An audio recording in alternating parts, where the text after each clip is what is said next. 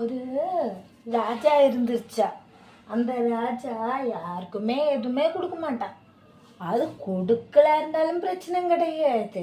ஒரு பசியோடு இருக்கிற ஒரு சின்ன பையன், அந்த சின்ன பையன், ஐயா நீங்க சாப்பிட்றியே, எனக்கு கொஞ்சம் சாப்பாடு கொடுக்குறியான்னு கேட்டேன். இந்த ராஜா சொன்ன, இதில் இருக்கிற சாப்பாடே எனக்கு பத்தாது, உனக்கு சாப்பாடெல்லாம் கிடையாது, நீ போடான்னு சொல்லி அந்த ஆளை துரத்திட்ட. ஏ ஒருவேளை சாப்பாடுக்கும் கூடி வழி இல்லாதவ. இந்த ராஜாவுக்கு கோட்டையும் இருக்கு, தங்க நகைகளும் இருக்கு, எல்லாமே இருக்கு. இந்த ராஜா அந்த பையனுக்கும் கொடுக்கல.